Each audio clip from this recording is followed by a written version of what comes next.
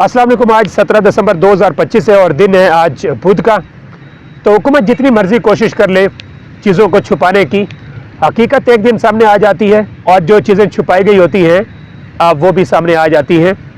जिस तरह तहरीक लब्बैक पाकिस्तान का जो मार्च था जिसने मुरीदके के मकाम पर क़याम किया और वहाँ पर एक ब्रूटल किस्म का उनके ख़िलाफ़ क्रैकडाउन कर दिया गया, उस वक्त कुछ इक़दाम हमें पता चल गए।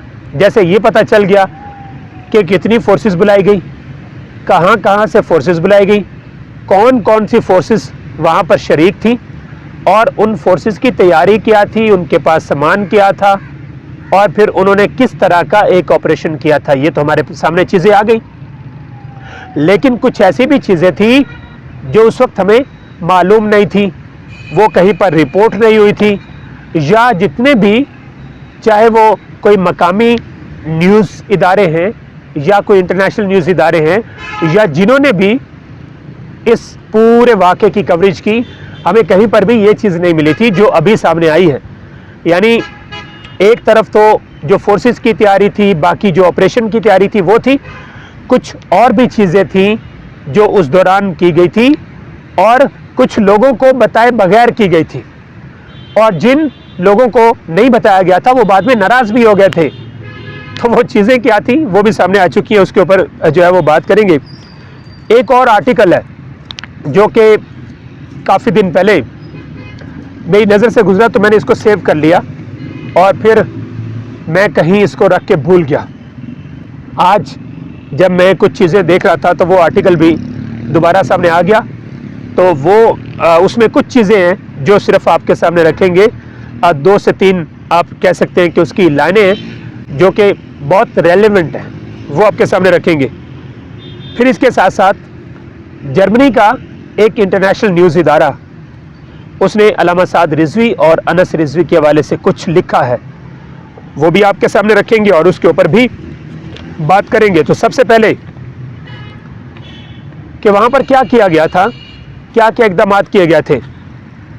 तहरीक लब्बैक के मार्च को रोकने के लिए गुजरात शहर की हुदूद के अंदर अंदर 1 दर्जन खंदकें खोदी गई थी, बड़ी बड़ी खंदकें वहाँ पर खोदी गई और 1 दर्जन ये खंदकें खोदी गई और ये 9 से 10 अक्टूबर के दरमियान खोदी गई और पूरी तरह कोशिश की गई कि तहरीक लब्बैक के इस मार्च को रोका जाएगा। मज़े की बात यह है कि NHA को बताया नहीं गया, क्योंकि ये सारी जो सड़कें वड़कें हैं ये NHA के अंडर आती हैं। तो NHA की इजाज़त के बगैर ये सारी की सारी खंदकें खोदी गई और जब ये सारा का सारा मार्च ख़त्म हो गया तो उसके बाद NHA को कहा गया कि चलें आप इन खंदकों को, इन खाइयों को अब आप भरें और इसकी आप मरम्मत करें। तो उन्होंने कहा कि हम क्यों करें, हमारा तो काम नहीं है, क्या हमसे आपने पूछ के किया था ये सब। NHA का ये मौक़िफ़ था कि आपने हमारी इजाज़त के बगैर किया तो हम इसको नहीं करेंगे। तो फिर बड़ी मिन्नत और तरला किया गया NHA हुकाम को। वहाँ पे भी पंजाब के अंदर मरियम नवाज़ की हुकूमत ने भी उनको बुलाया, उनकी मिन्नत समाजत की और उनको कायल किया और किसी तरह वो कायल हो गए। फौरी तौर पे क्या किया गया था, जब TLP का मार्च ख़त्म हो गया था तो उसके बाद जो मकामी इंतज़ामिया है वहाँ की, उन्होंने मट्टी, पत्थर, ईंटें वो सारी की सारी उन खंदकों के अंदर उन्होंने भर दी। लेकिन इसकी वजह से बहुत सारी गाड़ियों का नुकसान हुआ, बहुत सारी गाड़ियाँ डैमेज हुई और लोगों का लाखों रुपए का इसमें नुकसान हुआ। यानी अब 2 महीने हो गए और 2 महीने से लोगों का लाखों रुपए का, करोड़ों रुपए का नुकसान हो चुका है और मजमूई तौर पे तो ये करोड़ों में ये रकम चली जाती है जितना लोगों का नुकसान हो गया है उन गढ़ों की वजह से, जिनमें आपने बड़े बड़े पत्थर फेंक दिए, मट्टी फेंक दी। तो फिर NHA हुकाम को बुलाया गया, उनकी मिन्नत समाजत की गई और उनको वहाँ पे कायल किया गया और उनको कहा गया कि मरम्मत जनाब कर दें। और अभी 2 महीने के बाद तहरीक लब्बैक के मार्च को 2 महीने हो चुके हैं, उसके 2 महीने के बाद اب ان تمام جو جگہ ہیں کارپیٹنگ جو ہے وہ اس کی شروع کر دی گئی ہے، اور اب ساری کی ساری جو مرمت ہے وہ NHA کر رہا ہے۔ تو اس لیے بہت جلدی میں NHA کو بتائے بغیر، ان کی اجازت لیے بغیر، فوری طور پہ اس وقت انتظامیہ نے یہ سب کچھ کر دیا۔ یہ DW ہے، آپ جانتے ہیں پاکستان کے اندر بھی اس کا جو اردو ورژن ہے وہ ایک ادارہ پورا کام کرتا ہے پاکستان کے اندر، جس طرح BBC پاکستان کے اندر اردو میں بھی کام کرتا ہے، تو اسی طرح DW یہ جرمنی کا انٹرنیشنل ادارہ ہے۔ جس طرح وائس آف امریکہ، جس طرح BBC ہے، اسی طرح DW بھی پاکستان میں کام کرتا ہے، ایک انٹرنیشنل نیوز ادارہ۔ تو اس میں اصل میں جو علامہ ظہیر الحسن کو 35 سال کی سزا سنائی گئی، یہ اس کے تناظر میں انہوں نے بات کی ہے۔ تو انہوں نے ایک لائن، یعنی آپ اس کو ٹائٹل کہہ سکتے ہیں، ایک ٹائٹل بھی، ایک ہیڈنگ بھی اس کے بیچ میں سے نکالی ہے، اور کہا کہ TLP کے سربراہ سعد رضوی اب بھی لاپتہ، یہ انہوں نے ہیڈنگ نکالی ہے۔ آگے لکھتے ہیں کہ ظہیر الحسن شاہ کو سزا دینے کے حوالے سے یہ پیش رفت ایسے وقت میں سامنے آئی ہے جب 2 ماہ سے بھی کم عرصہ قبل پاکستان کی حکومت نے تحریک لبیک پاکستان پر پابندی عائد کر دی گئی تھی۔ یہ پابندی غزہ کے حق میں نکالی گئی ایک ریلی کے دوران پارٹی کے حامیوں اور پولیس کے درمیان ہونے والے خونی تصادم کے بعد لگائی گئی۔ یہاں ایک بات لکھی ہوئی ہے کہ یہ پابندی غزہ کے حق میں نکالی گئی ایک ریلی کے دوران، جب کلیش ہوا تو اس کے بعد لگائی گئی، یعنی انٹرنیشنل نیوز ادارے بھی یہ تسلیم کر رہے ہیں کہ یہ جو احتجاج تھا اور یہ جو ریلی تھی یہ غزہ کے حق میں نکالی گئی تھی، اور دنیا بھر کے مسلمان غزہ کے حق میں ریلیاں نکالتے رہے ہیں۔ تو کم از کم ہم غزہ کے احترام میں ہم یہ ایک شدید قسم کا آپریشن TLP پر تو نہ کرتے، فلسطین کے حق میں، غزہ کے حق میں وہ ریلی نکال رہے ہیں، اور اس ریلی میں، اس مارچ میں کہیں پر بھی ان کی طرف سے شدت نہیں آئی، یا کوئی شدید قسم کا ان کی طرف سے کوئی احتجاج نہیں کیا گیا، یا انہوں نے کوئی اس طرح کے اعلان نہیں کیے کہ ہم توڑ پھوڑ کر دیں گے، ہم یہ کر دیں گے۔ انہوں نے تو احتجاج اناؤنس کیا، اور احتجاج جب اناؤنس کیا، جس دن احتجاج تھا اس سے 2 دن پہلے ہی وہاں ان کے مرکز کے اوپر ریڈ پڑ جاتی ہے، وہاں پہ ایک حملہ ہو جاتا ہے، اور وہاں پر لوگ شدید زخمی بھی ہوتے ہیں، لوگ وہاں پہ شہید بھی ہوتے ہیں۔ تو حکومت نے ہی پہل شروع کر دی۔ تو ہم غزہ کے احترام میں، فلسطین کے احترام میں ہی باز رہتے اور اس طرح کا کوئی آپریشن نہ کرتے۔ تو یہ اب انٹرنیشنل ادارے بھی لکھ رہے ہیں کہ یہ تو غزہ کے حق میں ریلی تھی۔ آگے لکھتے ہیں کہ ان جھڑپوں کے بعد سے پارٹی کے سربراہ سعد رضوی لاپتہ ہیں۔ پولیس کا کہنا ہے کہ بدامنی کے دوران سعد رضوی پاکستان کے زیر انتظام کشمیر فرار ہو گئے تھے۔ وہی 2 مہینے پرانا جو حکومت کا موقف تھا، یہ وہ لکھ رہے ہیں کہ جو کشمیر ہے پاکستان کے زیر انتظام، یعنی کہ آزاد کشمیر، وہ وہاں پر فرار ہو گئے تھے، یہ لکھا ہوا ہے۔ یہ ہنگامے اکتوبر کے اوائل میں اس وقت شروع ہوئے جب سعد رضوی پنجاب کے دارالحکومت لاہور سے اسلام آباد کی جانب مارچ کی قیادت کر رہے تھے۔ TLP کی بنیاد 2015 میں ایک تحریک کے طور پر رکھی گئی تھی، جو 2016 میں ایک سیاسی جماعت میں تبدیل ہوئی۔ اسے 2021 میں عمران خان کی حکومت کے دوران پرتشدد احتجاج کے بعد بھی پابندی کا سامنا کرنا پڑا تھا۔ یہ اس کا جو پورشن ہے پوری خبر کا، وہ میں نے آپ کے سامنے رکھا۔ یعنی انٹرنیشنل ادارے بھی یہ بات کر رہے ہیں کہ سعد رضوی جو ہیں وہ تب سے لاپتہ ہیں اور ان کا کچھ پتہ نہیں چل رہا۔ تو یہ آرٹیکل جو میری نظر سے گزرا اور میں نے اس کو کچھ دنوں تک جو ہے وہ رکھا اور بعد میں اس کو بھول گیا، اس کی 2-3 لائنیں صرف آپ کے سامنے رکھوں گا۔ یہ وائس PK مطلب ایک نیوز ویب سائٹ ہے جس کے اوپر یہ ایک بڑا زبردست قسم کا آرٹیکل لکھا ہوا تھا۔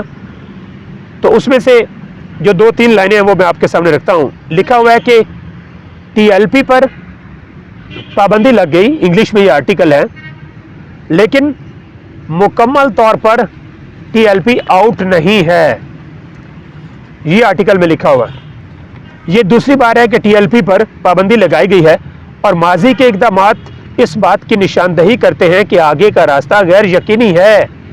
ماضی کے اقدامات مطلب کہ 2021 کی اگر بات ہو رہی ہے تو 2021 کے بعد تو تحریک لبیک پر جو پابندی تھی وہ 7 ماہ کے بعد ختم ہو گئی تھی۔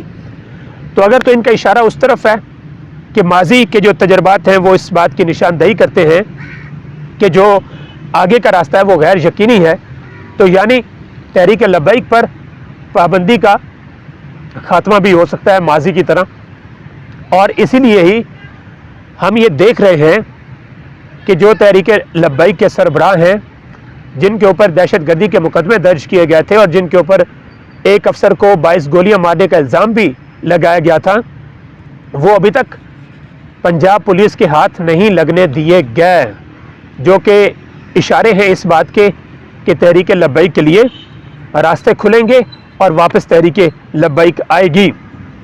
ٹی ایل پی کی تحلیل صرف سپریم کورٹ ریفرنس کے ذریعے ممکن ہے، یعنی اس کو ایسے ختم نہیں کیا جا سکتا کہ وزارت داخلہ ایک نوٹیفکیشن نکال دے اور اس کو کالعدم قرار دے دے، اس کے بعد اس کو سپریم کورٹ میں بھی لے جانا پڑتا ہے۔ وہ تو اس کے بعد حکومت لے کر نہیں گئی ہے، کیونکہ حکومت کو خطرہ یہ تھا کہ سپریم کورٹ میں ڈیبیٹ ہو سکتی ہے اور وہ ڈیبیٹ وہ حکومت کے حق میں نہیں جا سکتی، یہ حکومت کو خطرہ تھا۔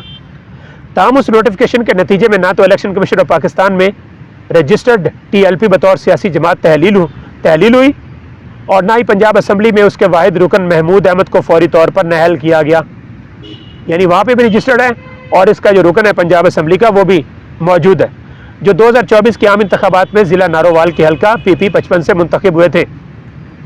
پاکستان میں کسی جماعت پر پابندی لگانے کا عمل 2 مرحلوں پر مشتمل آئینی و قانونی طریقہ کار ہے، جس میں انتظامیہ اور عدلیہ دونوں شامل ہوتی ہیں۔ الیکشن ایکٹ 2017 کی دفعہ 212 جس کا عنوان سیاسی جماعتوں کی تحلیل ہے، کسی جماعت کی تحلیل کے سنگین نتائج ہوتے ہیں، یہ اس میں لکھا ہوا ہے۔ پھر ساتھ میں جو فرسٹ شیڈول ہے اس کے بارے میں بھی کچھ لکھا ہے۔ بتایا یہ گیا کہ پاکستان کا انسداد دہشت گردی ایکٹ یہ واضح طور پر کالعدم تنظیموں کو انتخابات میں حصہ لینے سے نہیں روکتا۔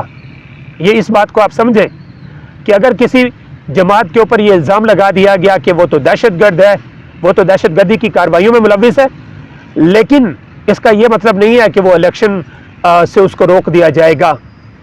ہاں، اس طرح کے اقدامات سامنے آ سکتے ہیں کہ ان کے جو رہنما ہیں ان کو ہراساں کیا جائے گا، ان کو الیکشن کیمپین نہیں کرنے دی جائے گی، لیکن ان کو الیکشن سے روکا نہیں جا سکتا جس کے اوپر آپ نے یہ الزام لگایا کہ اس کے اوپر یہ تو لوگ جو ہے وہ دہشت گردی میں ملوث ہیں۔ کسی سیاسی جماعت کی رجسٹریشن کے لیے الیکشن کمیشن وزارت داخلہ سے عدم اعتراض سرٹیفکیٹ طلب کرتا ہے، NOC، جس میں اس بات کی تصدیق ہوتی ہے کہ جماعت کسی بھی صورت میں دہشت گردی میں ملوث نہیں ہے۔ 80A کے مطابق، یعنی انسداد دہشت گردی ایکٹ کے مطابق، وفاقی حکومت کو کسی کالعدم تنظیم کے خلاف درج ذیل اقدامات کرنے ہوتے ہیں۔ دفتر سیل کرنا وہ کر دیا انہوں نے، بینک اکاؤنٹس مجبت کرنا وہ کر دیے، کئی ارب روپے کے اثاثے بھی ضبط ہو گئے، بینک اکاؤنٹس بھی منجمد ہو گئے، تمام لٹریچر، پوسٹر، بینرز اور پرنٹ، الیکٹرانک یا ڈیجیٹل مواد ضبط کرنا، یہ بھی سارا کچھ ہو چکا ہے۔ ایسے لوگوں پر پرچے قائم ہوئے کہ جنہوں نے کئی لوگوں نے ہمیں بتایا کہ ان کے ہاتھ میں ایسے سیل فون تھا اور سیل فون کے پیچھے یعنی کور پر وہاں پر کہیں علامہ سعد رضوی کی تصویر تھی اور اس کے اوپر بھی پرچہ ہو گیا۔ تو اس طرح کے اقدامات بھی نظر آئے، کہیں پر دیواروں پر لکھی ہوئی چیزیں مٹا دی گئیں، دکانوں پر لکھی ہوئی چیزیں مٹا دی گئیں، نعرے مٹا دیے گئے، میڈیا کے ذریعے ان کے مواد یا بیانیے کی تشہیر روکنا، ان کا مواد روکا گیا ہے میڈیا کے اوپر۔ وہاں پر مرید کے میں صحافی ریحان طارق نے بتایا کہ کسی میڈیا پرسن کو وہاں پر جانے کی اجازت نہیں دی گئی، کسی میڈیا کے DSNG کو جانے کی اجازت نہیں دی گئی تھی، تو یہ سارا بھی کر لیا۔ مین سٹریم میڈیا کے اوپر ان کے بیانیے کی تشہیر کو بھی روکا گیا۔ لیکن ایک کام ضرور ہوتا ہے، اگر علامہ ظہیر الحسن کو 35 سال کی سزا ہوتی ہے تو سارا دن میڈیا اس خبر کو چلاتا ہے، یہ ضرور ہوتا ہے۔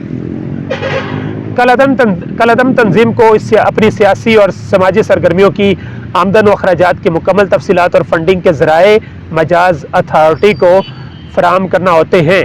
ان پابندیوں کے باعث کسی سیاسی جماعت کے لیے آزادانہ طور پر کام کرنا اور ترقی کرنا انتہائی مشکل ہو جاتا ہے۔ یہ بات تو حقیقت ہے کہ جب یہ سب آپ کر دیتے ہیں تو کسی بھی جماعت کے لیے آگے سروائیو کرنا مشکل ہوتا ہے، یہ حقیقت ہے، اور یہ ہر جگہ کیا جا سکتا ہے۔ لیکن یہاں پر پاکستان کے بڑے بڑے ماہرین یہ بات کرتے ہوئے بھی نظر آتے ہیں کہ آپ بیانیے کو دفن نہیں کر سکتے، اور یہ بیانیہ کسی نہ کسی صورت زندہ رہتا ہے، جوش اور جذبہ زندہ رہتا ہے۔ آج بھی تحریک لبیک کا بیانیہ زندہ ہے۔